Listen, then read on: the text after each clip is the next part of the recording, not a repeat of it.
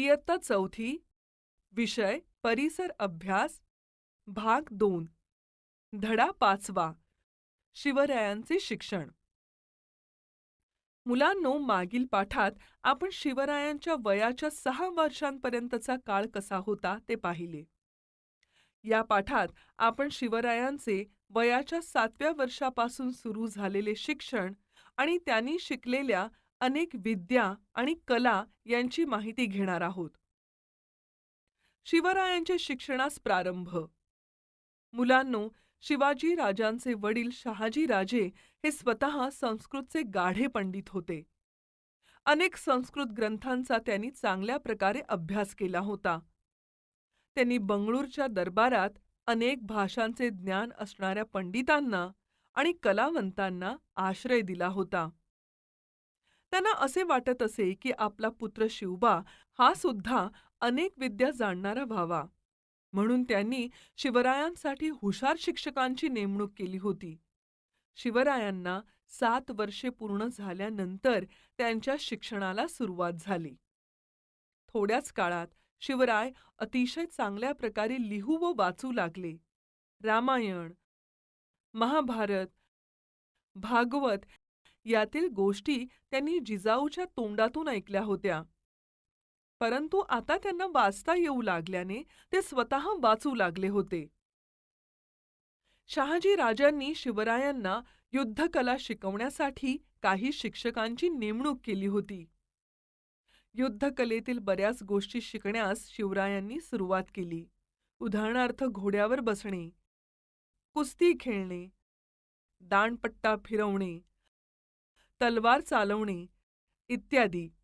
अशा प्रकारे वयाच्या 12व्या वर्षापर्यंत शिवरायांना विविध विद्या व कला यांची ओळख झाली.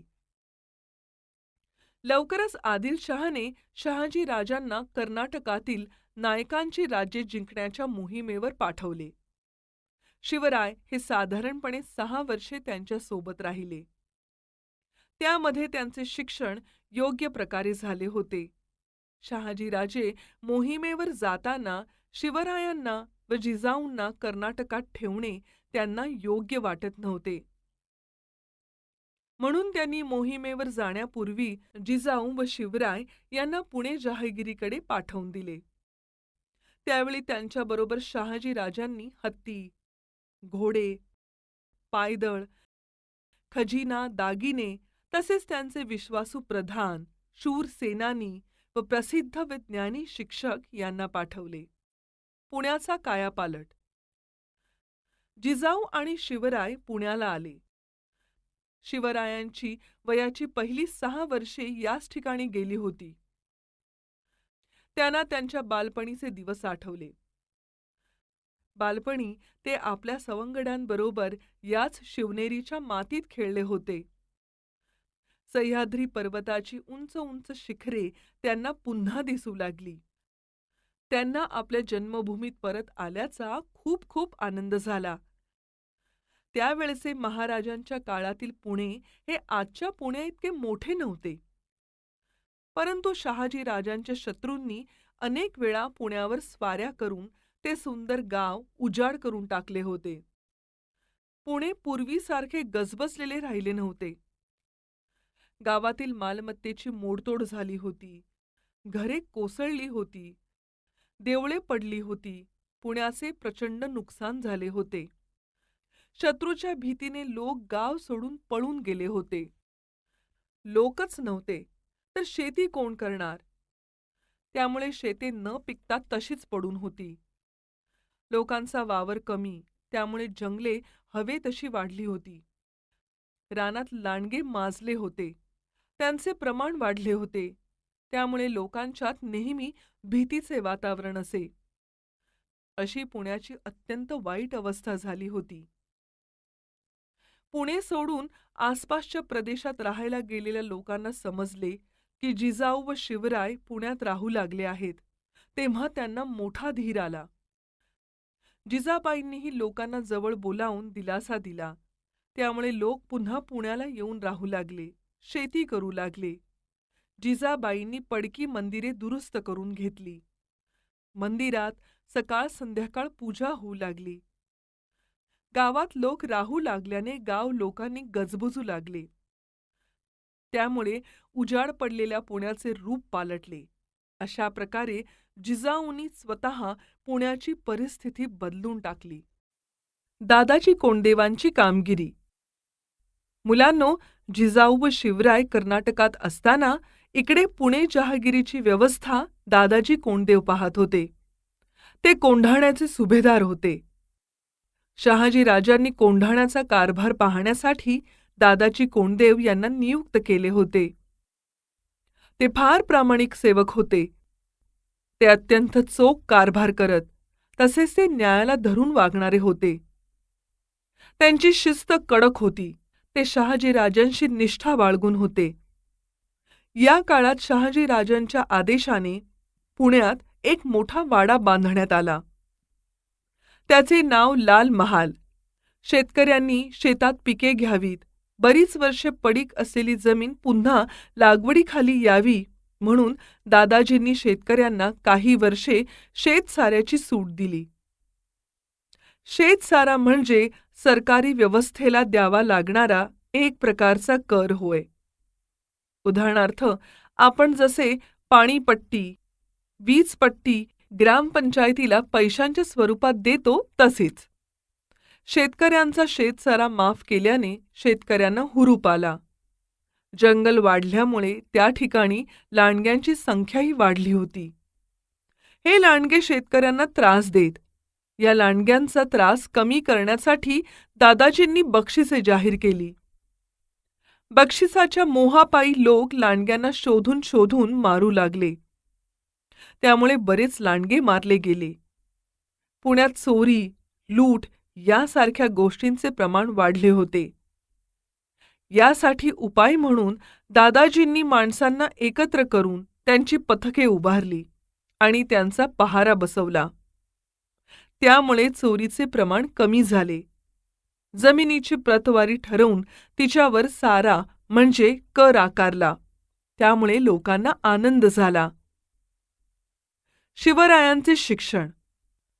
मुलांनो, शिवराय हे कर्नाटकातून पुणे जहागिरीत आले.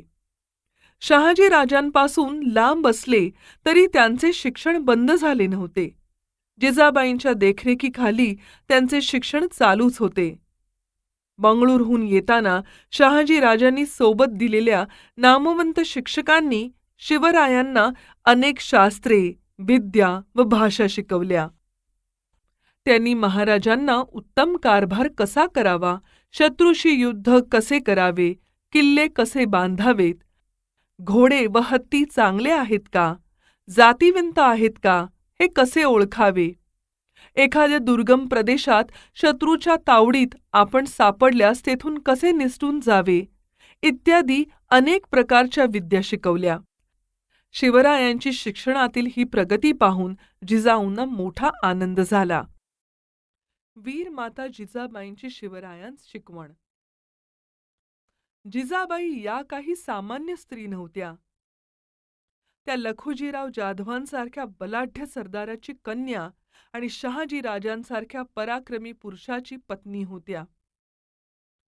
राजकारण व युद्धनीतीचे धडे त्यांना अतिशय लहानपणापासूनच मिळाले होते. जाधव व भोसले घराण्याची लढाऊ व पराक्रमाची परंपरा त्यांच्या ठिकाणी एकत्र आली होती.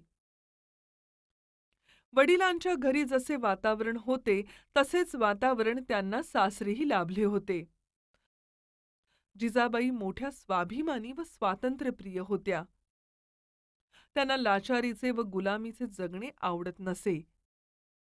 मराठा सरदाराने कितीही मोठा पराक्रम केला तरी त्याला जराही किंमत सुलतानांच्या दरबारात मिळत नसे किंवा मराठा सरदारांचा योग्य तो सन्मान राखला जात नसे. याचा वाईट अनुभव त्यांना स्वतःला आला होता. त्यांच्या पित्याची म्हणजे लखुजी जाधवांची भर दरबारात निजामशहाने हत्या केली होती. एवढा पराक्रमी व एकनिष्ठ सरदार असूनही निजामाने त्यांना मारले होते. त्याच्यासाठी जीवाची बाजी लावून त्यांनी अनेक लढाया लढल्या होत्या. तरीही त्यांची हत्या करण्यात आली. पित्याच्या मृत्यूचे दुःख जिजाबाईंनी पचवले होते. त्यांनी ठरवले होते की त्यांचा शिवबा अशी परक्यांची चाकरी करणार नाही. तो स्वतःच आपल्या लोकांचे राज्य म्हणजे स्वराज्य निर्माण करील. हाच विचार डोळ्यापुढे ठेवून त्या शिवरायांना घडवत होत्या.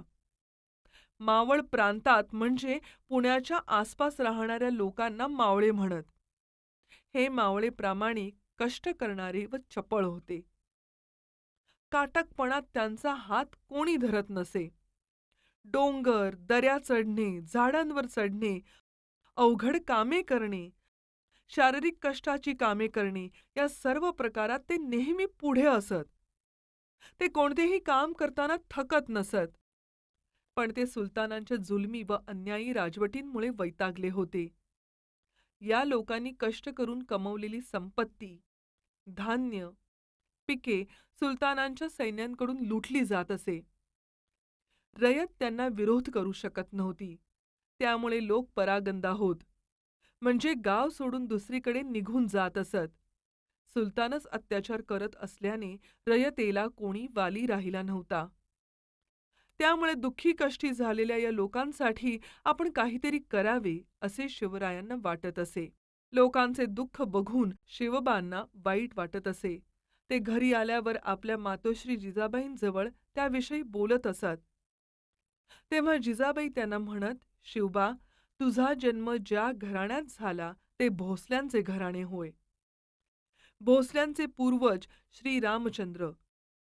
श्रीरामचंद्राने अन्याय, अत्याचार करणाऱ्या वाईट अशा रावणाला मारले आणि प्रजेला सुखी केले. माझ्या माहेरचे म्हणजे जाधवांचे पूर्वज श्रीकृष्ण. श्रीकृष्णाने वाईट प्रवृत्तीच्या कंसाला ठार केले आणि प्रजेला सुखी केले. अशा श्रीराम आणि श्रीकृष्ण यांच्या पराक्रमी वंशात तुझा जन्म झाला आहे. राम आणि कृष्णाप्रमाणे तू सुद्धा या अत्याचारी वाईट लोकांना मारू शकशील. तू सुद्धा गरीब लोकांना सुखी करू शकशील. तुझे पूर्वज एवढे पराक्रमी तर तूही पराक्रम करू शकशील. आईने केलेल्या उपदेशाने शिवरायांना सुद्धा उत्साह येईल, हुरूप येईल. आपणही असे करू शकतो हा आत्मविश्वास त्यांच्या मनात निर्माण होईल. राम, कृष्ण, भीम, अर्जुन या वीरांनी केलेल्या पराक्रमांच्या गोष्टी त्यांना आठवत. हे वीर पुरुष शिवरायांना सतत ध्यानात, मनात व स्वप्नात दिसत. हे वीर जसे अन्यायाविरुद्ध लढले तसे आपण लढावे. त्यांनी जसे लोकांना सुखी केले तसे आपण करावे असे त्यांना वाटे. आपण न्यायी व्हावे, धाडसी, पराक्रमी व्हावे असे शिवरायांना सतत वाटू लागले. शिवरायांचा नवा अंमल. मुलांनो, अंमल म्हणजे कारभार पाहणे होय. पुणे जहागिरीत आता जिजाबाईंच्या मार्गदर्शनाखाली शिवरायांचा नवा अंमल सुरू झाला. या कामासाठी कर्नाटकातून शहाजीराजांनी पूर्वतयारी करून दिली होती. त्यांनी जिजाऊ व शिवरायांना बंगळुरूहून पुण्याला पाठवताना साम्राज नीलकंठ पेशवे, बाळकृष्ण हणमंते मुजुमदार, माणकोजी दहातोंडे, सरनोबत, रघुनाथ बल्लाळ सबनीस, सोनोपंत डबीर अशी मोठी व त्यांच्या क्षेत्रातील अतिशय हुशार अशी मंडळी बरोबर दिली होती. यातील कोणी युद्धकलेत हुशार होता, कोणी राजनीतीत, तर कोणी राज्यकारभार कसा करावा यात हुशार होते. त्यामुळे असे वाटत होते की शिवरायांच्या राज्यातील हे अधिकारीच आहेत. शिवराय वयाने लहान असतानाच त्यांच्यावर पुणे जहागिरीची जबाबदारी आली. त्यांना आपल्या जहागिरीचा कारभार उत्तम रीतीने पार पाडताना अडचणी येऊ नयेत म्हणूनच शहाजीराजांनी हे अधिकारी शिवबांबरोबर पुण्यास पाठवले. त्यांच्या मदतीने शिवराय पुणे जहागिरीचा कारभार पाहू लागले. लोकांच्या सुखदुःखाच्या गोष्टींकडे लक्ष देऊ लागले. रयतेवर अन्याय, जुलूम करणाऱ्या लोकांना शिक्षा होऊ लागल्या. एक प्रकारे शहाजीराजांच्या पुणे जहागिरीचे रूपच बदलत होते. पुढे होणाऱ्या स्वराज्यात कशा प्रकारे व्यवस्था असेल याचा छोटासा नमुनाच मावळ्यांना पाहायला मिळत होता. शिवरायांची ही व्यवस्था म्हणजे स्वराज्याच्या सूर्याचा उदय होता. शिवरायांचा विवाह. शिवाजी महाराजांच्या काळात अगदी लहानपणीच लग्न करण्याची पद्धत होती. तेव्हा जिजामाता म्हणाल्या, आता शिवबांचे दोहोंचे 4 हात करायला पाहिजेत, म्हणजेच त्यांचा विवाह करायला पाहिजे. म्हणून त्यांनी शिवबांकरिता मुली पाहणे सुरू केले. एक मुलगी त्यांना पसंत पडली. तिचे नाव सईबाई. ती साताऱ्याजवळच्या फलटणच्या नाईक निंबाळकर घराण्यातील होती. मुधोजी राजे निंबाळकर हे त्यांचे वडील, तर बजाजी निंबाळकर हे त्यांचे बंधू होते. शिवरायांचा आणि सईबाईंचा विवाह इसवी सन 1640 मध्ये मोठ्या थाटामाटात झाला. वयाच्या 10व्या वर्षी शिवाजी महाराजांचा विवाह झाला. अशा तऱ्हेने शिवरायांचे शिक्षण, त्यांनी प्राप्त केलेल्या विद्या व कला व त्यांचा विवाह यांची माहिती आपण या पाठात घेतली. इयत्ता 4 विषय परिसर अभ्यास भाग 2 धडा 6 स्वराज्य स्थापनेची प्रतीक्षा. प्रस्तावना. मुलांनो, मागील पाठात आपण पाहिले की जिजाऊ व शहाजीराजे या दोघांनाही गुलामगिरी मान्य नव्हती. आपल्या नशिबी आलेली सुलतानांची चाकरी, परकीयांची चाकरी आपल्या मुलाला करायला लागू नये असे या दोघांना वाटत असे. त्यांना नेहमी वाटे शिवबाने स्वराज्य स्थापन करावे. त्यांनी तशा पद्धतीचे शिक्षण शिवरायांना दिले होते. त्यांच्या मनात स्वराज्याची बीजे रोवली होती. शिवबांनाही नेहमी असेच वाटे आणि त्यांनी ठरवून टाकले की स्वराज्य स्थापन करायचे. तशी त्यांनी रायरेश्वराच्या मंदिरात शपथ घेतली. त्याची माहिती आपण या पाठात घेणार आहोत.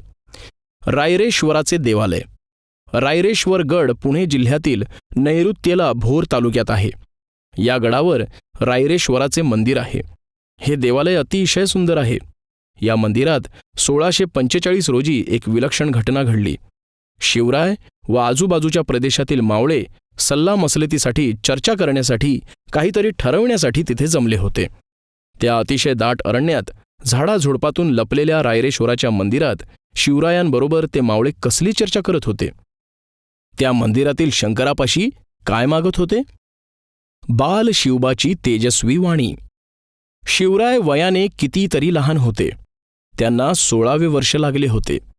पण ते समजूतदार होते. त्यांच्या मनाने मोठी भरारी घेतली होती.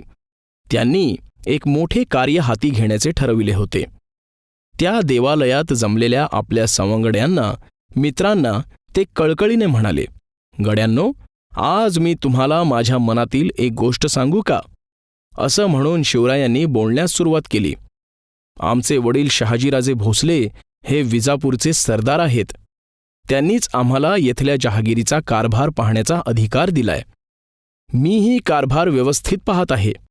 पण गड्यांनो, मला यात मुळीच आनंद वाटत नाही. ही जहागीर आमची नाही. ही सुलतानाने जहागिरी म्हणून दिली आहे. सुलतानाने दिलेल्या जहागिरीवर, वतनदारीवर आपण आनंदी राहावे का? आपण नेहमी दुसऱ्याच्या ओंजळीनेच पाणी प्यायचे का? त्यांनी जेवढे दिले व जेव्हा देतील त्यातच खुश राहायचं का? आपल्या चारी बाजूंनी आदिलशाही, मुघल यांसारख्या अनेक परकीय लोकांच्या सत्ता आहेत. त्यांच्यात वर्चस्वावरून सतत युद्धे चालू असतात. यात आपली माणसे विनाकारण मरतात. त्यांच्या आक्रमणामुळे कुटुंबेच्या कुटुंबे उद्ध्वस्त होत आहेत. आपल्या मुलखाचे प्रचंड नुकसान होते. आणि इतके सर्व सहन करूनही आपल्याला काय मिळते? तर गुलामगिरी, दुसऱ्याची चाकरी, मानहानीचे जीवन. हे सर्व आपण किती दिवस सहन करायचे? दुसऱ्याच्या सेवेत आपण अजून किती काळ घालवायचा?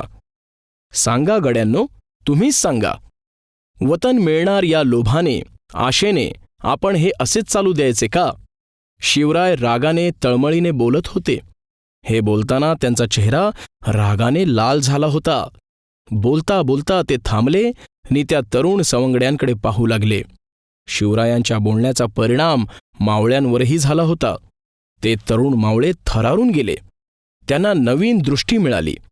त्यांच्यातील एक जण म्हणाला, बोला बालराजे, बोला. आपल्या मनात काय चालले आहे? तुम्ही काय ठरविले आहे ते सांगा. तुम्ही जे सांगाल ते करण्यासाठी आम्ही एका पायावर तयार आहोत.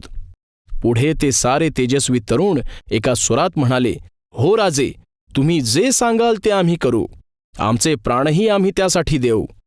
मुलांनो, या प्रसंगावरून आपल्याला समजते की शिवरायांचे सवंगडी शिवरायांशी किती एकनिष्ठ होते आणि त्यांचे शिवरायांवर किती प्रेम होते. ते स्वराज्याची शपथ. शिवरायांना मावळ्यांनी दिलेल्या साथीने आणखी स्फुरण चढले. त्यांचा उत्साह वाढला. एकेकांकडे पाहत ते आनंदाने म्हणाले, गड्यांनो, आपला मार्ग ठरला. स्वराज्य मिळविण्याचे ध्येय गाठण्यासाठी आपण सर्वांनी झटायचे, सर्वांनी कष्ट घ्यायचे, वेळ प्रसंगी आपले प्राणही द्यायला तयार व्हायचे. आपल्याला अपार कष्टातून आपले हिंदवी स्वराज्य स्थापन करायचे आहे. तुमचे, माझे, साऱ्यांचे स्वतंत्र राज्य स्थापन करायचे आहे. ज्या राज्यावर इतर कोणाचेही वर्चस्व असणार नाही, ते आपले राज्य असेल. परक्यांची गुलामी आता आपल्याला नको. उठा, या रायरेश्वराला साक्ष ठेवून प्रतिज्ञा करू. स्वराज्य स्थापनेसाठी आता आम्ही आमचे सर्व काही वाहणार. शिवरायांच्या या निश्चयी शब्दांनी सारे मंदिर घुमू लागले. आपले ध्येय म्हणजे हिंदवी स्वराज्य, तुमचे, माझे, साऱ्यांचे स्वतंत्र राज्य स्थापन करायचे. या रूपाने हे राज्य व्हावे असे श्रींच्या मनात आहे. त्यांच्या मनातील ही भावना आपण पूर्ण करूया, असे शिवराय शेवटी निश्चयाने बोलले. खरंच मुलांनो, शिवराय त्यावेळी अगदी 15-16 वर्षांचे होते. त्यांचे मित्रही त्याच वयाचे होते आणि या सर्वांनी मिळून ही शपथ घेतली होती. त्यांनी शपथ घेताना कुणी पाहिले असते तर लोकांनी त्यांना वेड्यात काढले असते. लहान मुले खेळताना हे काय बोलत आहेत असे लोक म्हणाले असते. कमी वयात महाराजांनी हे मोठे स्वप्न पाहिले आणि ते पुढे प्रत्यक्षातही आणले. रायरेश्वराच्या देवालयातून सारे मावळे बाहेर पडले. ते स्वराज्य मिळविण्याच्या आणाभाका म्हणजे शपथ घेऊनच. शिवरायांचे मन भरून आले.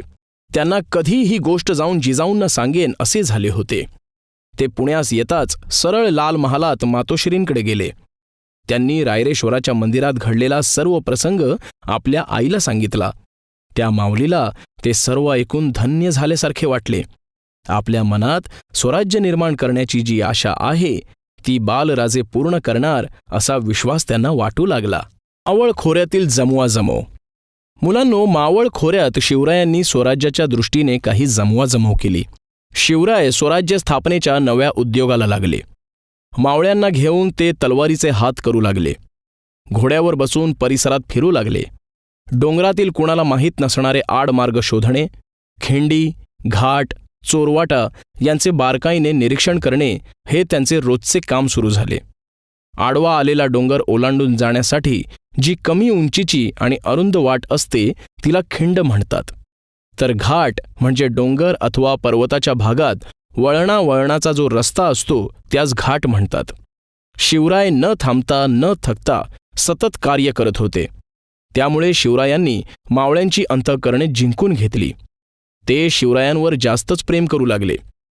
तरुण मावळे शिवरायांसाठी वेडे झाले. शिवरायांसाठी जगायचे व त्यांच्यासाठीच मरायचे असे ते मानू लागले. आता शिवरायांच्या हालचाली वेगाने होऊ लागल्या. समुद्राला भरती यावी तसे महाराज वेगाने कार्य करू लागले. शिवरायांनी पुण्याभोवतीचे सर्व कोट किल्ले आपल्या सवंगड्यांसह अतिशय बारकाईने बघितले. चोरवाटा, भुयारे, तळघरे, दारुगोळा, हत्यारे आणि शत्रूंच्या फौजांची ठाणी यांची सर्व माहिती मिळवली. भुयार म्हणजे जमिनीखालून काढलेला मार्ग होय. तळघर म्हणजे किल्ल्याच्या आतील भागात जमिनीखाली बांधलेली खोली होय. फौजांची ठाणी म्हणजे शत्रूच्या फौजा जिथे वस्ती करतात ते ठिकाण. अशा सर्व छोट्या मोठ्या गोष्टींची सर्व माहिती शिवरायांनी मिळवली. म्हणजेच मुलांनो, महाराजांनी स्वराज्य स्थापनेची शपथ घेतली की लगेच ते शत्रूवर चालून गेले नाहीत, तर त्यांनी शत्रूच्या ठिकाणांचा व आसपासच्या प्रदेशाचा बारकाईने अभ्यास केला. मगच हळूहळू पुढची पावले उचलली. यावरून समजते की शिवराय किती धोरणी होते. मावळातील सोबती. 12 मावळ परिसरात ठिकठिकाणी काही देशमुख मंडळी आपल्याला मिळालेली वतने सांभाळत बसली होती. त्यांचे त्यांच्या वतनावर खूप प्रेम असे. आपले वतन आपल्या हातातून जाऊ नये म्हणून ते खूप प्रयत्न करत. वतनासाठी ते आपापसात भांडत. त्यांच्या या भांडणात जिंकणारेही मराठे असत व हरणारेही मराठेच असत. त्यामुळे या भांडणात मराठ्यांची शक्ती विनाकारण वाया जात आहे हे शिवरायांनी ओळखले. ही शक्ती स्वराज्याच्या कामी लावण्यासाठी त्यांनी वतनदारांमधील भांडणांना आळा घालायचे ठरवले. शिवराय देशमुखांच्या गावांना भेटी देत, देशमुखांची समजूत घालत, त्यांना स्वराज्याविषयी माहिती सांगत. त्यांचे बोलणे ऐकून देशमुख भारावून जात असे. शिवरायांनी त्यांना प्रेमाने गोड शब्दांनी आपलेसे केले, पण काहींनी त्यांचे म्हणणे ऐकले नाही. ते शिवरायांचे शब्द मानायला तयार नव्हते. स्वराज्याच्या कामी उपयोगी पडण्यास ते तयार नव्हते. अशांनाही महाराजांनी वठणीवर आणले. त्यांनाही आपल्यात सामील करून घेतले. मराठ्यांचे आपापसातील वाद, भांडणे शिवरायांनी थांबवली. त्यामुळे मावळ भागात शांतता निर्माण झाली. त्यामुळे जो तो शिवरायांचे आभार मानू लागला. मावळ प्रांतात एकी निर्माण होऊ लागली. मावळ खोऱ्यातील झुंजारराव मरळ, हैबतराव शिळमकर, बाजी पासलकर, विठोजी शितोळे, जेधे, पायगुडे, बांदल इत्यादी देशमुख मंडळी शिवरायांचा शब्द मानू लागली. महाराज सांगतील त्याप्रमाणे वागू लागली. अशा तऱ्हेने मावळ प्रांतात स्वराज्याची घोडदौड सुरू झाली. यांची राजमुद्रा. मुलांनो, पूर्वीचे लोक आपल्या राज्याची राजमुद्रा तयार करत असत. या राजमुद्रेचा ठसा सरकारी कागदपत्रांवरती उमटविला जात असे. उदाहरणार्थ, राजाची फरमाने, आज्ञापत्रे, हुकूम, संदेश यांसारख्या कागदपत्रांवर ही राजमुद्रा उमटवत असत. यावरून तो कागद त्या राजाने पाठविला आहे याची खात्री होत असे. आज आपल्या देशाची राजमुद्रा अशोक स्तंभावरील सिंहाचं चित्र ही आहे. ती आपल्या चलनी नोटांवर, नाण्यांवरही असते. शिवरायांच्या नावाने पुणे जहागिरीचा कारभार सुरू झाला होता. शहाजीराजांनी शिवरायांची स्वतंत्र राजमुद्रा तयार केली होती. ती मुद्रा अशी: प्रतिपच्चंद्रलेखेव वार्धिष्णुर्विश्ववंदिता शाह सुनोहो शिवसैष्या मुद्रा भद्राय राजते. राजमुद्रेवर लिहिलेल्या शब्दांचा अर्थ असा होतो: प्रतिपदेच्या चंद्रकलेप्रमाणे, म्हणजे अमावस्येनंतर जसे चंद्राची कला वाढत जाते त्याप्रमाणे हळूहळू वाढत जाणारे आणि साऱ्या जगाने ज्याला वंदन करावे अशी शहाजीराजांचा पुत्र शिवाजीराजे यांची राजमुद्रा लोकांच्या कल्याणासाठी आहे, असे सांगणारी ती राजमुद्रा म्हणजे स्वराज्य स्थापनेचा एक संकेतच होता. त्या काळातील राजमुद्रा या फारसी भाषेत कोरलेल्या असत, पण शिवरायांची मुद्रा मात्र संस्कृत भाषेत होती. फारसी ही परकीयांची भाषा होती, तर संस्कृत ही आपली भाषा होती. यावरून लक्षात येते की जसे स्वराज्य हवे तशी स्वभाषा हवी, स्वधर्म हवा. स्वधर्म म्हणजे दुसऱ्याच्या धर्माचा तिरस्कार करणे नव्हे, तर स्वतःच्या धर्माबद्दल आदर बाळगणे होय. शिवरायांनी आपला कारभार लोककल्याणासाठी सुरू केला आहे हे साऱ्या मावळ्यांच्या यावरून चटकन लक्षात आले. अशा तऱ्हेने शिवरायांनी स्वराज्य निर्माण करण्याच्या दृष्टीने आपली वाटचाल सुरू केली. इयत्ता 4 विषय परिसर अभ्यास भाग 2 धडा 7 स्वराज्याचे तोरण बांधले. प्रस्तावना. मुलांनो, मागील पाठात आपण पाहिले की शिवरायांनी आणि त्यांच्या सवंगड्यांनी रायरेश्वराच्या मंदिरात स्वराज्य स्थापनेची प्रतिज्ञा घेतली. स्वराज्य स्थापन करणे एवढे सोपे नव्हते मुलांनो. त्या काळी महाराष्ट्रात अनेक मातब्बर पराक्रमी सरदार होते, पण त्यांच्या कधी मनातही स्वराज्याचा विचार आला नसेल, कारण त्यावेळी महाराष्ट्रात 4 परकीयांची सत्ता होती. दिल्लीचा मुघल बादशाह, विजापूरचा आदिलशाही सुलतान, गोव्याचे पोर्तुगीज आणि जंजिऱ्याचे सिद्दी अशा 4 सत्ता त्यावेळी महाराष्ट्रावर राज्य करीत होत्या. या 4ही सत्ता बलाढ्य व ताकदवान होत्या. त्यांच्या विरुद्ध एकही शब्द काढण्याची महाराष्ट्रात कुणाची हिंमत नव्हती. त्यांना विरोध करण्याचे धाडस कुणातही नव्हते. तरीही अशा कठीण परिस्थितीत शिवरायांनी स्वराज्य निर्माण करण्याचे ठरविले होते. त्यासाठी शिवरायांना अतिशय कमी संख्येने असणाऱ्या आपल्या सवंगड्यांसह शत्रूंच्या अफाट सैन्याला तोंड द्यावे लागणार होते. तरीही त्यांनी हे धाडसी पाऊल उचलले होते, कारण त्यांचा निश्चय ठाम होता. त्या निश्चयातूनच त्यांना बळ आले होते. तोरणगड. मुलांनो, शिवरायांकडे जी जहागिरी होती त्यामध्ये पुणे, सुपे, चाकण व इंदापूर या परगण्यांचा समावेश होत होता. परगणा हा अनेक खेडी मिळून बनलेला असतो. शिवरायांच्या वडिलांना म्हणजे शहाजीराजांना ही जहागिरी देण्यात आली होती. या जहागिरीचा कारभार शिवराय पाहत असले तरीही जहागिरीतील किल्ले मात्र त्यांच्या ताब्यात नव्हते, तर ते किल्ले विजापूरच्या दरबारातील अधिकाऱ्यांच्या ताब्यात होते. शिवरायांना वाटे की आपल्या स्वराज्यात किल्ले पाहिजेत, किल्ले नसतील तर त्या स्वराज्याचा उपयोग काय आहे. मुलांनो, यावरून आपल्याला समजतं की पूर्वीच्या काळी किल्ल्याला किती महत्त्व होतं. ज्याचे किल्ले त्याचे राज्य अशी परिस्थिती त्या काळी होती. कारण किल्ला ताब्यात असला की किल्ल्याच्या आजूबाजूच्या प्रदेशावर सत्ता चालते. आजूबाजूच्या प्रदेशावर देखरेख ठेवता येत असे. किल्ल्यांमध्ये डोंगरी किल्ला सर्वात महत्त्वाचा मानला जात असे. डोंगरी किल्ला म्हणजे डोंगरावर असणारा किल्ला होय. डोंगरी किल्ला म्हणजे राज्याचा मुख्य आधार असे. त्यामुळे शिवरायांना वाटे, आपल्या स्वराज्याचा पाया भक्कमपणे घालण्यासाठी आपण एखादा भक्कम किल्ला लवकरच मिळवला पाहिजे. त्यांच्या डोळ्यांपुढे तोरणा किल्ला होता.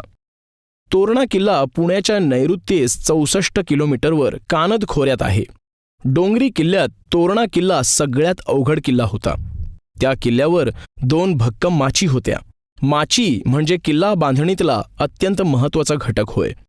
असे गड शत्रूंपासून सुरक्षित असतात. माची म्हणजे चढणीवर नैसर्गिकरित्या सपाट झालेल्या भागाची तटबंदी. तोरणा गडावरही झुंजार माची आणि बुधला माची या 2 माच्या होत्या. झुंजार माची नावाप्रमाणेच झुंजार म्हणजे झुंज देणारी आहे, लढाऊ आहे. तोरणा किल्ल्यावरून खाली उतरण्यासाठी एकच वाट आहे, ती आहे झुंजार माचीवरून. आणि ही वाट खूपच अवघड आहे. महाराष्ट्रातील काही बळकट व मजबूत किल्ल्यातील एक किल्ला म्हणून तोरणा किल्ला ओळखला जातो. किल्ल्यावर तोरणजाई देवीचे मंदिर आहे. त्यावरून या किल्ल्याला तोरणा हे नाव पडले. एवढा प्रचंड मजबूत किल्ला आदिलशहाकडे होता, परंतु त्याकडे फारसे लक्ष नव्हते. तोरणा किल्ल्यावर पुरेसे पहारेकरी नव्हते की दारुगोळा नव्हता. शिवरायांनी हे ओळखले. शिवरायांनाही नेमके हेच हवे होते. त्यांनी ठरविले की तोरणा गड जिंकून स्वराज्याचे तोरण बांधायचे. त्यांनी त्यानुसार हालचाली सुरू केल्या. स्वराज्याची नौबत झडली. तोरणा मिळविण्याच्या निश्चयाने शिवराय निवडक मावळ्यांच्या तुकड्या घेऊन कानद खोऱ्यात उतरले. सर्व मावळ्यांसह ते सिंहाच्या छातीने व हरणाच्या वेगाने झपाझप तोरणा चढू लागले. एवढा अवघड गड, पण त्यांनी अतिशय वेगाने तो सर केला. गडावर पोहोचल्यानंतर मावळ्यांनी पटकन गडावरील महत्त्वाच्या जागा ताब्यात घेतल्या. तानाजी मालुसरे या वीराने दरवाजावर मराठ्यांचे निशाण उभारले. येसाजी कंक हा शिवरायांचा विश्वासू व निष्ठावान मावळा. त्याने जराही वेळ न लावता चौकीवर पहारे बसवले आणि अशा तऱ्हेने स्वराज्यातील पहिला किल्ला तोरणा हा मराठ्यांनी ताब्यात घेतला. सर्वांनी शिवरायांचा जय जयकार केला. हिंदवी स्वराज्याची नौबत झडली. विजयाचे बार उडवण्यात आले. नगाऱ्यांचा आणि शिंगांचा आवाज सह्याद्रीच्या दऱ्या खोऱ्यात घुमला. त्या काळी प्रत्येक आनंदाच्या क्षणी शिंग व नगारा वाजविला जात असे.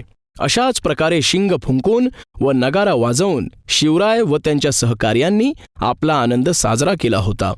पुढे शिवरायांनी तोरणा हे नाव बदलून त्या गडाला प्रचंडगड असे नाव दिले. मातेचा आशीर्वाद. मुलांनो, शिवाजी महाराजांचे कुलदैवत म्हणजे तुळजापूरची भवानी माता. शिवरायांची व त्यांच्या कुटुंबाची या देवीवर खूप श्रद्धा होती. शिवरायांना नेहमी वाटे, माझ्या प्रत्येक कार्यात भवानी मातेचा आशीर्वाद आहे. त्यांचा हा विश्वास पक्का करणारी घटना तोरणा गडावर घडली. तोरणा किल्ला ताब्यात घेतल्यावर त्यांनी किल्ल्याची बारकाईने पाहणी केली. किल्ल्यावर मराठा किल्लेदार, ब्राह्मण सबनीस, प्रभू कारखानीस इत्यादी अधिकाऱ्यांच्या नेमणुका केल्या. किल्लेदार हा सर्वांचा प्रमुख असे. शिबंदित मावळे, कोळी, रामोशी, महार इत्यादी जाती जमातीतील शूर माणसे नेमली. स्वराज्याच्या सैन्यात भेदभाव नसे. मुलांनो, त्यावेळची समाजव्यवस्था जातीवर आधारित होती. उच्च जातीचे लोक हीन जातीच्या लोकांचा स्पर्शही करून घेत नसत. परंतु महाराजांनी आपल्या सैन्यात सर्व जाती धर्मातील लोकांना समान वागणूक दिली. तसेच स्वराज्यात वर्णभेदही मानला जात नसे. उच्चवर्णीय नीचवर्णीय असा भेदभाव स्वराज्यात केला जात नसे. तोरणा किल्ल्याकडे आदिलशहाचे लक्ष नव्हते. त्यामुळे त्या किल्ल्याची पडझड झाली होती. म्हणून शिवरायांनी प्रथम गडाच्या दुरुस्तीचे काम सुरू केले. दुरुस्तीचे काम सुरू असताना एक आश्चर्याची घटना घडली. मोहरांनी गच्च भरलेल्या 4 घागरी काम चालू असताना किल्ल्यावर सापडल्या. त्या ठिकाणी काम करणाऱ्या कामगारांना ते धन पाहून आनंद झाला. शिवरायांना देवी भवानी माता प्रसन्न आहे, तिनेच धन दिले असे जो तो म्हणू लागला. त्या कामगारांनी मोठ्या आनंदाने त्या धनाच्या घागरी शिवरायांजवळ आणून दिल्या. कुणीही एक मोहरेलाही हात लावला नाही, कारण ते धन स्वराज्याचे होते. मुलांनो, केवढा प्रामाणिकपणा हा! आपल्या राजाबद्दलची किती निष्ठा त्या कामगारांमध्ये होती. ते त्यांनी आपल्या धन्याच्या म्हणजे शिवरायांच्या स्वाधीन केले. स्वराज्याचे कार्य करीत असताना, ध्यानी मनी नसताना एकदम एवढे धन सापडणे म्हणजे आपल्यावर आई भवानी मातेचा आशीर्वाद आहे असे शिवरायांना वाटू लागले. त्यांना आपले कार्य करण्यास आणखी हुरूप व उत्साह आला.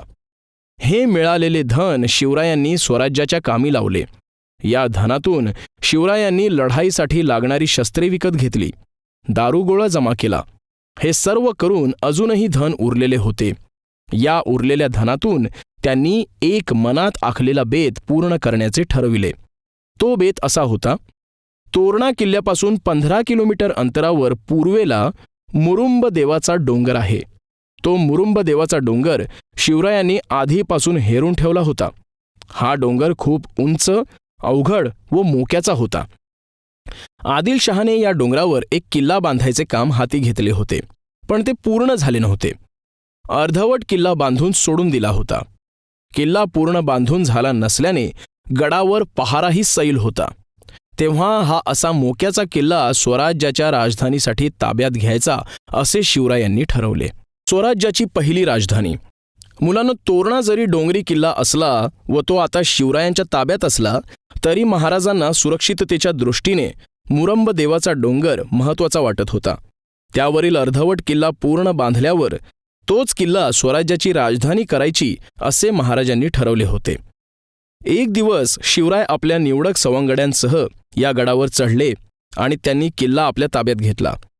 तोरण्यावर सापडलेल्या काही धनाचा उपयोग त्यांनी मुरुंब देवाच्या बांधकामासाठी व दुरुस्तीसाठी केला. शिवरायांनी या किल्ल्याचे नाव बदलून त्याला राजगड हे नाव दिले. त्यानंतर महाराजांनी गडावर राजवाडा उभारण्याचे कार्य हाती घेतले. महाराजांच्या आज्ञेवरून बांधकामासाठी लागणारे विविध आकाराचे दगड बनवायला पाथरवटांनी सुरुवात केली.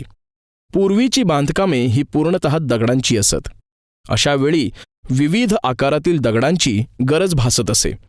लोहाराने लोखंडी वस्तू बनविण्यासाठी आपला भाता सुरू केला.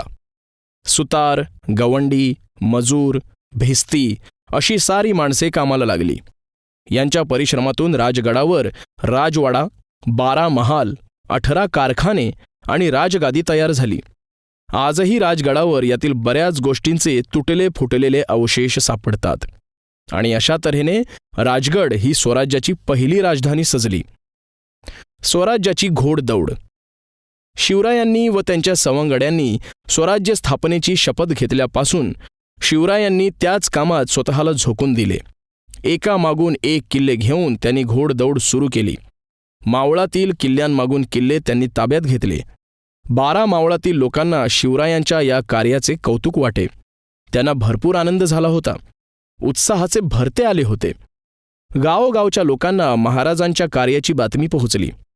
गावागावातील पाटील, देशमुख शिवरायांच्या कार्याने भांबावून गेले होते. ते महाराजांना मुजरा करण्यासाठी येऊ लागले. परंतु तांदळात जसे खडे असतात तसेच चांगल्यात वाईट लोक असतात. तसेच मावळातही वाईट प्रवृत्तीचे काही लोक होते.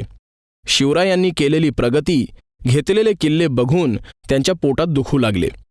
ते त्यांचा तिरस्कार करू लागले. त्यांच्यातील काहींनी साताऱ्या शेजारी असलेल्या शिरवळच्या आदिलशाही ठाणेदाराकडे शिवरायांविरुद्ध तक्रारी केल्या. ठाणेदाराने विजापूरला सांडणी स्वार पाठवून शिवराय आपल्या जहागिरीत कशा पद्धतीने करामती करत आहेत याची माहिती आदिलशहाला दिली. म्हणजेच मित्रांनो, शिवराय सर्वांच्या हिताचे काम करत होते. त्याच्यातून सर्व सुखी होणार होते. त्यांच्या या कार्याला मदत करण्याऐवजी त्यात मोडता घालण्याचे कार्य आपलेच लोक करीत होते. चे चातुर्य. आदिलशहाला शिवरायांच्या कार्याची माहिती मिळताच तो आश्चर्यचकित झाला. त्याला वाटले, शिवाजीचा पिता शहाजीराजे माझ्या इथे चाकरीला असताना त्याचा मुलगा अशा करामती कशा करू शकतो. त्याने शहाजीराजांना याबद्दल जाब विचारला. शहाजीराजांना हे माहीत होते, पण आदिलशहाला काय उत्तर द्यायचे हा प्रश्न त्यांच्या पुढे पडला. पण त्यांनी त्यावेळी आदिलशहास कळवले की जहागिरीचे रक्षण करण्यासाठी स्वतःकडे एकही किल्ला नाही, म्हणून शिवाजीराजांनी किल्ला घेतला असावा असे सांगून त्यांनी ती वेळ निभावून नेली. शिवरायांनीही आदिलशहाकडे जासूद पाठवला. त्या जासूदाने आदिलशहास सांगितले जहागिरीचा कारभार व्यवस्थित चालावा म्हणून आम्ही किल्ला घेतला. आदिलशहाच्या हितासाठीच किल्ला घेतला. यात दुसरा काहीही हेतू नाही, असे चलाखपणाचे उत्तर त्यांनी पाठवले. शहाजीराजे व शिवराय यांनी आदिलशहाला गाफील ठेवण्यासाठी व त्याने त्यांच्या ताब्यात असलेल्या जहागिरीकडे जास्त लक्ष देऊ नये म्हणून आदिलशहास खोटे सांगून गप्प बसवले. स्वराज्याची खबरही त्याच्या कानी लागू दिली नाही. यातून या पितापुत्राची हुशारी लक्षात येते. कोंढाणा आणि पुरंदर हे 2 किल्लेही मोक्याचे होते. ते स्वराज्यात असणे शिवरायांना आवश्यक वाटू लागले. शिवरायांनी नंतर ते 2ही किल्ले युक्तीने काबीज केले. त्यानंतर पुणे जिल्ह्यातील रोहिडा हा किल्लाही ताब्यात घेतला. अशा तऱ्हेने महाराजांनी एकामागून एक किल्ले जिंकून स्वराज्याची घोडदौड सुरू केली. मुलांनो, या सुरुवातीच्या काळात शिवरायांना शत्रूशी जास्त संघर्ष न करता यश मिळत गेले. त्यांच्या या कार्यात दुसऱ्या परक्या लोकांपेक्षा आपल्याच लोकांनी त्यांना जास्त त्रास दिला. त्यांचा बंदोबस्त शिवरायांनी कसा केला याची माहिती आपण पुढील पाठात घेणार आहोत. इयत्ता 4 विषय परिसर अभ्यास भाग 2 धडा 8 स्वकीय शत्रूंचा बंदोबस्त. प्रस्तावना. मुलांनो, आपण मागील पाठात पाहिलं की शिवरायांच्या कार्यात अडथळा आणण्याचं काम स्वकीयांनी म्हणजेच आपल्याच लोकांनीही केलं. शिवरायांना त्याचा त्रास होत होता. महाराजांनी या स्वकीयांना धडा शिकवण्याचे ठरवले. त्यांनी अशा लोकांचा कसा बंदोबस्त केला त्याची माहिती आपण या पाठात घेणार आहोत. जरब बसवली. शिवरायांचं कार्य बघून त्यांना साथ देण्यासाठी 12 मावळातील मावळे त्यांच्या अवतीभोवती गोळा झाले. शिवरायांनी सांगितलेली प्रत्येक कामगिरी ते प्रामाणिकपणे पार पाडत असत. शिवरायांचे हे मावळे स्वराज्यासाठी जगायचे आणि स्वराज्यासाठी मरायचे असे मानत होते. साधी भोळी प्रेमाने वागणारी मराठमोळी माणसे ती. त्यांना शिवराय म्हणजे सर्वस्व वाटत. पण याच प्रदेशातील काही मंडळींना शिवरायांच्या कार्याचा कर्तृत्वाचा हेवा वाटत होता. शिवरायांबद्दल त्यांच्या मनात तिरस्कार निर्माण होत होता. अशा लोकांचा बंदोबस्त करणं गरजेचं होतं. खंडोजी आणि बाजी घोरपडे हे मराठा सरदार आदिलशहाच्या चाकरीत होते. त्यांचे शिवरायांबद्दलचे मत चांगले नव्हते. त्यांनी शिवरायांबद्दल आदिलशहाला खोटे नाटे सांगून त्यांच्याबद्दल आदिलशहाच्या मनात राग निर्माण केला. त्यांनी शिवरायांना व त्यांच्या लोकांना त्रास देण्यासाठी कोंढाणा भागात धुमाकूळ घातला. ते लोकांना लुटू लागले. उभ्या पिकात जनावरे घालू लागले. परंतु शिवराय त्यांना घाबरले नाहीत. शिवरायांनी त्यांना पळवून लावले. शिवरायांच्या नातलगांनीही त्यांना त्रास दिला. त्यामध्ये फलटणचे त्यांचे मेहुणे म्हणजेच सईबाईंचे बंधू बजाजी नाईक निंबाळकर यांचाही समावेश होतो. त्यांनी शिवाजींना विरोध करण्याचा प्रयत्न केला. शिवरायांनी त्यांच्या विरुद्धही लढाया केल्या. महाराजांचे एकच धोरण होते, जो स्वराज्याचा शत्रू तो आपला शत्रू. त्यामुळे त्यांनी सख्ख्या मेहुण्यालाही सोडले नाही. असे असले तरीही पुढे नाईक निंबाळकर घराण्यातील व्यक्ती शिवरायांच्या सोबत राहिल्या. शिवरायांचा जवळचा नातलग संभाजी मोहिते हा महाराजांच्या जहागिरीतील सुपे परगण्यात होता. त्यानेही शिवरायांविरुद्ध कारवाया करायला सुरुवात केली. शिवराय गप्प बसले नाहीत. त्यांनी सुपे परगण्यात जाऊन संभाजी मोहितेंना पकडले आणि त्याला कर्नाटक प्रांतात पाठविले. अशा प्रकारे त्यांनी त्यांचा बंदोबस्त केला. कर्तव्यापुढे स्वराज्यापुढे महाराज नातेगोते मानत नसत. स्वराज्याच्या कार्यात आडवा येणाऱ्या व्यक्तीस ते शिक्षा देत असत. जावळीचे चंद्रराव मोरे. मुलांनो, शिवरायांनी स्वराज्याचे कार्य करीत असताना शत्रूंचाही बंदोबस्त केला होता. त्यांच्या कार्याचे मोठेपण साऱ्या मावळ्यांना पटले. त्यांचे नाव सर्वत्र गाजायला लागले. शिवरायांना लोकांनी राजे केले. लोक आपला राजा म्हणून शिवरायांकडे पाहू लागले. अगदी कमी वयात एवढे मोठे कार्य व एवढी लोकप्रियता त्या प्रदेशात भल्या भल्यांनाही मिळाली नव्हती. त्यामुळे शिवराय काही लोकांच्या डोळ्यात खुपू लागले. त्यापैकीच एक म्हणजे सातारा शेजारील जावळीचे मोरे होत. मोरे हे जहागीरदार. त्यांची जहागीर रायगडापासून कोयना नदीच्या खोऱ्यापर्यंत होती. ते विजापूरच्या आदिलशहाचे जहागीरदार होते. आदिलशहाने त्यांना चंद्रराव हा किताब म्हणजे पदवी दिली होती. जावळीचे जंगल घनदाट होते. भर दिवसा सूर्याची किरणे त्या ठिकाणी पोहोचू शकत नव्हती. अतिशय दाट झाडे झुडपे त्या जंगलात होती. तसेच त्या जंगलामध्ये वाघ, लांडगे, अस्वले यांसारखे हिंस्त्र प्राणीही होते. त्यामुळे मोऱ्यांची जावळी म्हणजे वाघाची जावळीच होती.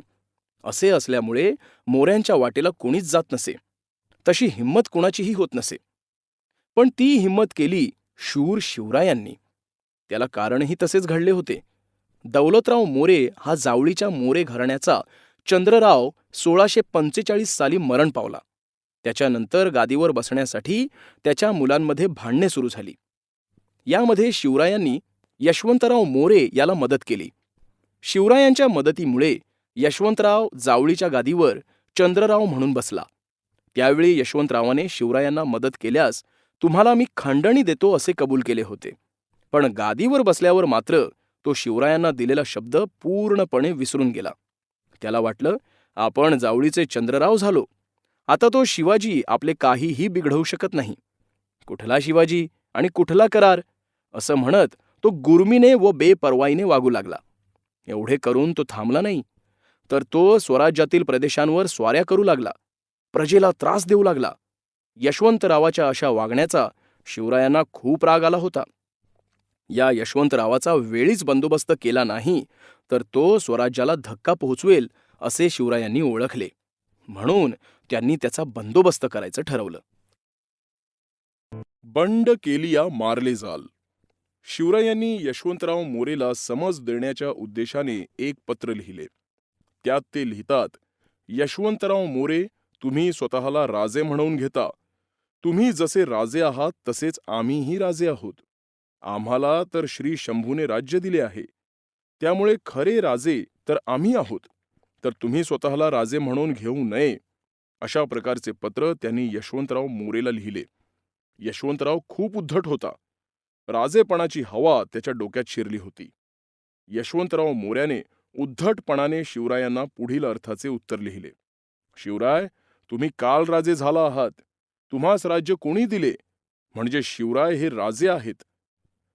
त्यांचे छोटेसे का होईना राज्य आहे. हे यशवंतराव मान्य करीत नव्हता. पुढे पत्रात तो शिवरायांना म्हणतो, तुम्ही जर जावळीला आलात तर आमच्या जाळ्यात तुम्ही फसले जाल. आम्हाला हे राज्य श्रींचे कृपेने विजापूरच्या आदिलशहाने दिले आहे. तसेच त्याने आम्हाला राजाचा किताब दिला आहे. आमच्याकडे राजाची मानाची छत्री, राजाचे सिंहासन आहे. हे सर्व आम्हाला आदिलशहाने खुश होऊन दिले आहे. हे एवढे सगळे आमच्याकडे असताना तुम्ही जर आम्हाला त्रास देण्याचा किंवा आमच्या वाट्याला जाण्याचा प्रयत्न केला तर त्यात तुमचेच नुकसान होईल. अशा प्रकारे यशवंतरावाने पत्राद्वारे शिवरायांना भीती दाखवण्याचा प्रयत्न केला. शिवरायांनी पत्रातून त्याला टोला दिला. यशवंतराव, तुम्ही जावळी सोडून स्वतःला राजा म्हणून न घेता राजाची छत्री दूर करून, सिंहासन सोडून, हात रुमालाने बांधून शांतपणे आमच्या दरबारात येऊन आमची चाकरी करा. हे न करता जर तुम्ही आमच्या विरुद्ध जाऊन आम्हाला त्रास देण्याचा प्रयत्न केलात तर आमच्या हातून तुम्ही मारले जाल. शिवरायांनी अशी समज देऊनही यशवंतराव ना शरण आला ना त्याने आपल्या करामती बंद केल्या. शेवटी शिवरायांनी जावळीवर स्वारी करण्याचे ठरविले. जावळी घनदाट जंगलाने वेढलेली होती. मोरेंच्या ताब्यात असलेला रायरीचा किल्ला अजिंक्य होता. तो आजपर्यंत कुणीही जिंकू शकलं नव्हतं. तसेच मोऱ्यांची संख्याही खूप होती. जावळी जिंकणे सोपे नव्हते याची जाणीव शिवरायांनाही होती. त्यांनी स्वारीपूर्वी भरपूर तयारी केली होती. पूर्ण तयारीनिशी त्यांनी जावळीवर स्वारी केली. सुमारे महिनाभर यशवंतराव व त्याच्या सैन्याने शिवरायांना झुंज दिली. परंतु त्यात त्याचे खूप सैन्य मारले गेले. अखेरीस पराभव समोर दिसत असल्याने यशवंतराव आपल्या मुलांना घेऊन रायरीच्या किल्ल्यावर आश्रयासाठी पळून गेला. त्यानंतर शिवरायांनी जावळी आपल्या ताब्यात घेतली. नंतर शिवराय रायरी किल्ल्यावर चालून गेले. त्यांनी रायरीच्या किल्ल्याला भक्कम वेढा दिला. वेढा देणे म्हणजे गडाच्या चारी बाजूंनी आपले सैन्य ठेवणे. गडाच्या आतील शत्रूला होणारा अन्नधान्याचा, इतर साहित्याचा पुरवठा बंद करणे. त्यामुळे शत्रूला अन्नधान्याची टंचाई जाणवू लागल्यास तो शरण येतो. यशवंतराव 3 महिने धाडसाने लढला, पण शेवटी त्याला माघार घ्यावी लागली. तो शिवरायांना शरण आला. किल्ले रायगड. मुलांनो, जावळीचा विजय कितीतरी दृष्टींनी फार महत्वाचा होता. एक म्हणजे जावळीच्या मोरेंचा बंदोबस्त लावल्याने स्वराज्याला असणारा स्वकीयांपासूनचा धोका कमी झाला. जावळीच्या विजयामुळे शिवरायांना विरोध करणाऱ्यांना चांगलाच धडा मिळाला. एवढ्या मोठ्या मोऱ्यांचा पराभव शिवराय करू शकतात, मग आपली त्यांच्यापुढे काही धडगत नाही, हे शिवरायांच्या शत्रूंना समजले. तसेच या विजयामुळे स्वराज्य पूर्वीपेक्षा दुप्पट झाले. स्वराज्याचा विस्तारही वाढला व यशवंतरावाचे सैन्य शिवरायांना येऊन मिळाल्याने सैन्य बळही वाढले. या सर्व कारणांमुळे जावळीचा विजय फार महत्वाचा ठरला. तसेच रायरीसारखा भक्कम किल्ला स्वराज्यात आला. रायरीचा किल्ला बघून शिवरायांना धन्यता वाटली. घेतलेल्या मेहनतीचे चीज झाल्याचे समाधान त्यांच्या चेहऱ्यावर उमटले. त्यांनी रायरी हे किल्ल्याचे नाव बदलून रायगड असे ठेवले. त्यानंतर त्यांनी रायगडापासून जवळ असलेल्या सातारा जिल्ह्यातील भोरप्या डोंगरावर एक नवीन किल्ला बांधला. त्याचं नाव प्रतापगड असं ठेवलं. अशा तऱ्हेने शिवरायांनी स्वराज्याच्या कार्यात अडथळा निर्माण करणाऱ्या आपल्याच लोकांचा बंदोबस्त केला, जे स्वराज्याच्या दृष्टीने अत्यंत गरजेचं होतं.